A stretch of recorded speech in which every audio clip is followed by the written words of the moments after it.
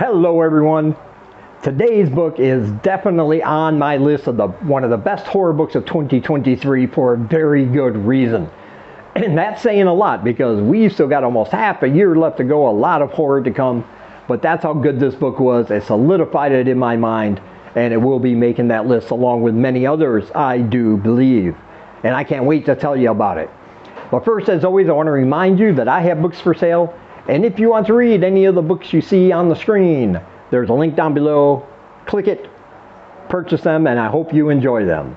All right, let's get on with the video. All right, so the book we're going to be talking about today is called Nestlings by Nat Cassidy.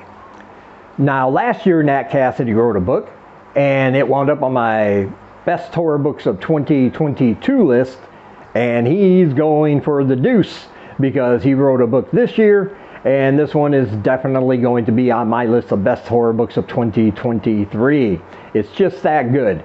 Now, this book is not coming out until October 31st, and I know that seems like a long way away, but trust me on this, you'll want to pre-order it, even if you forget about it with all the other books that are coming out between now and then.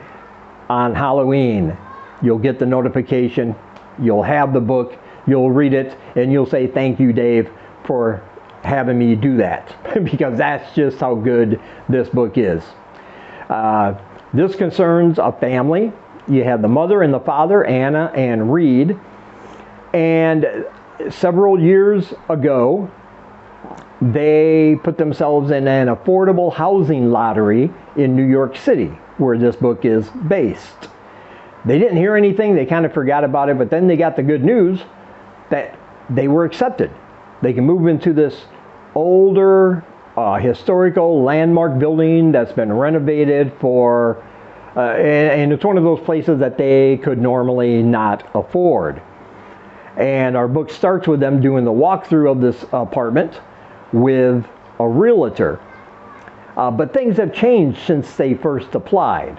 They've had a baby who's about to turn 1 year old, and during the birth, something happened which caused Anna to become paralyzed from the waist down. Now, this has caused a lot of stress in their relationship. Anna feels kind of guilty about the way she feels toward the baby because she's suffering from postpartum depression, and she kind of blames the baby for her situation, for being in a wheelchair. And she feels guilty about that, but that's just the way she feels. Maybe she doesn't love her child as much as she should, because she was once very active, loved to run, jog, and walk, and now she's confined to this wheelchair.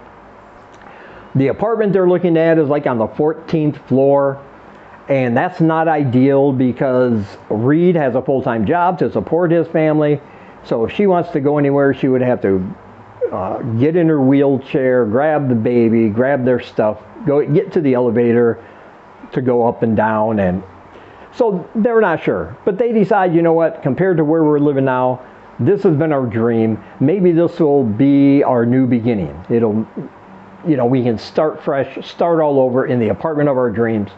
So they decide to take it.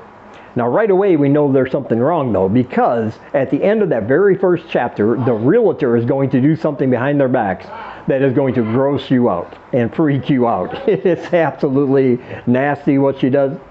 And so Nat Cassidy's not fooling around. He's letting you know right away what you're in for. And you'll find that out at the end of that first, what should be an innocuous chapter. So they move in, and you know, the baby's acting up a little bit at first, crying all the time, and they hear things out of the baby monitor that don't sound right. This building has employees, like they have doormen, they have elevator operators, they even have a concierge as part of being able to live here. But to Anna, they all seem a little off and a little weird, a little creepy. Like they're not genuine. They don't, even their smiles to her seem a little malevolent and not really friendly and welcoming. But Reed, he chalks it all up to the stress of moving, you know, that's why their baby's being fussy, because it's a new place. She has to get used to it. The employees, well, this is New York City, right? Everybody's a little weird. Everybody's a little strange in New York. So he thinks she's just stressing out a little bit more and kind of getting things in her head. One day, Anna hears a baby crying from next door. They had not met any of their neighbors up to this point, which is a little strange, but maybe they're just all very reclusive. But Anna hears a baby crying from next door. She decides to roll over to this other apartment to see if she can help, maybe make a new friend. But oh my God, once that door opens, my friends, one of the most terrifying scenes in the book, and you are soon not going to forget it. Trust me on that, because it's a hellscape in there with this lady that lives next door, her baby, and the way she's acting and the way she looks and the things she's saying. It'll just completely freak us out as the readers as much as it did Anna in the book. And in the meantime, as they're making this adjustment to this new life, Reed, her husband, becomes obsessed with the building, because it's a historic building in New York City, beautiful views of Central Park, and yet there's not much written about it.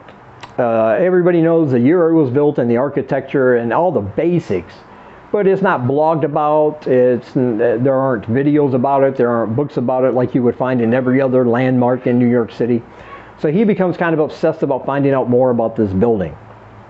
And he finds an old obscure book that's now out of print that details some of the more salacious things that have happened in that building and to some of the residents, which at the time everybody dismissed as the workings of an overactive imagination, somebody just trying to sell a book by putting in details that absolutely were not true. However, he becomes obsessed with this book and the history of the building. He meets another resident, an older lady who used to be a star of stage and screen, kind of famous. And she hangs out with some famous people he's heard of in various fields of endeavor. So he becomes obsessed not only with this book, but with this lady and the things that he can tell her, because she's obviously lived there for a long time. She's going to have information he wants. But in the meantime, more and more bizarre, extremely creepy, frightening things are starting to happen inside their apartment. And we don't know why, the characters don't know why, but we will get there. And that's the thing that really brought this book home to me. The ending is, my God, it is so fantastic. Because once you find out what this book is actually about and what is actually going on in that building, it came as a complete shocker to me. I had several scenarios in my head while reading this. They all wound up not being true. And the finale just absolutely blew me away. And it solidified this book as one of the best horror books of 2023. It was fantastic. And in the meantime, like I said, the end of that first chapter, you're going to see something that's going to make you keep reading. And there are no lulls in this book. There are no low points, no valleys, man. He just goes from one creepy situation to another, things that have to do with Reed, things that have to do with his wife Anna, and things that have to do with the baby. And anytime something like that happens with a baby, you know the creep factor, it goes up to about 20. And we're going to find out what all these things have in common at the end, what is really going on with the help of some Jewish folklore and legend. That's a big factor in the latter half of this book, which I absolutely enjoyed coming from that perspective. That just added a whole nother sweet flavor on top of this cake, you know? And, oh, this book will get you.